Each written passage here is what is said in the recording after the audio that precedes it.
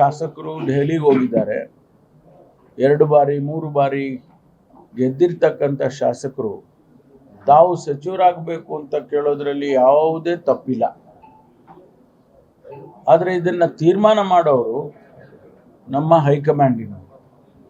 ಹಾಗಾಗಿ ಅವರು ಹೈಕಮಾಂಡಿನವರ ಹತ್ರ ಹೋಗಿ ಅವರ ಅಹವಾಲುಗಳನ್ನು ಹೇಳ್ಕೊಂಡಿದ್ದಾರೆ. ಅದರಲ್ಲಿ ಯಾವುದೇ ತಪ್ಪು ನನಗಂತೂ ಕಾಣಿಸ್ತಾ ಇಲ್ಲ.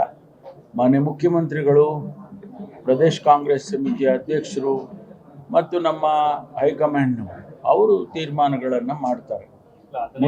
ಮುಂದಿನ ದಿನದಲ್ಲಿ ಅದು ನಮ್ಮ ಸಂಪ್ರದಾಯ ಮತ್ತು ನಮ್ಮಲ್ಲಿರ್ತಕ್ಕಂಥ ಪದ್ಧತಿ.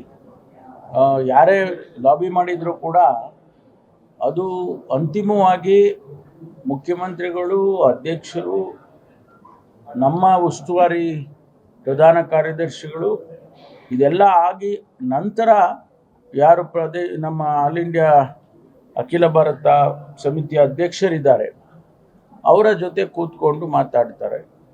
ರಾಹುಲ್ ಗಾಂಧಿ ಅವರು, ಸೋನಿಯಾ ಗಾಂಧಿ ಅವರು ಇವರೆಲ್ಲರೂ ಕೂಡ ಸೇರಿ ಚರ್ಚೆ ಮಾಡಿ ನಂತರ ಅನುಮತಿಯನ್ನು ಕೊಡ್ತಾರೆ.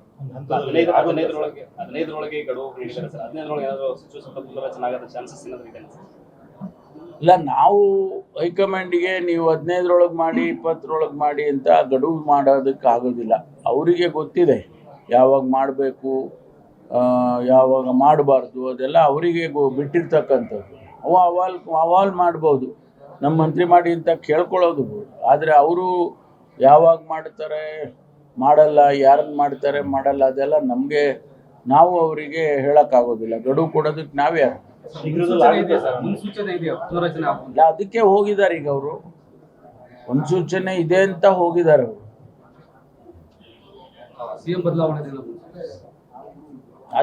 ಈಗ ಮುಖ್ಯಮಂತ್ರಿಗಳು ಇದ್ದಾರೆ. ಮುಖ್ಯಮಂತ್ರಿಗಳು ಬದಲಾವಣೆ ಮಾಡೋದಾಗ್ಲಿ ಅಥವಾ ಪುನರ್ರಚನೆ ಮಾಡೋದಾಗ್ಲಿ ಇದೆಲ್ಲವೂ ಕೂಡ ಹೈಕಮಾಂಡ್ನಲ್ಲೇ ಆಗಬೇಕು. ಇಲ್ಲಿ ನಾವು ಯಾರೇ ಒಂದು ಹೇಳಿಕೆ ಕೊಟ್ಟರು ಕೂಡ ಅದಕ್ಕೆ ಏನು ಸಂಬಂಧ ಇರೋದಿಲ್ಲ. ಆದರೆ ಇವೆಲ್ಲವನ್ನು ಕೂಡ ನಮ್ಮ ಹೈಕಮಾಂಡ್ನವರು ಗಮನಿಸ್ತಾರೆ. ಅವರು ಗಮನಿಸಿ ತೀರ್ಮಾನ ತಗೊಳ್ತಾರೆ. ನಾವು ಸುಮ್ಮನೆ ಇಲ್ಲಿ ಬದಲಾವಣೆ ಅದು ಇದು ಅಂತ ನಾವು ಮಾತಾಡಿದರೆ ಏನು ಪ್ರಯೋಜನ ಆಗಲ್ಲ.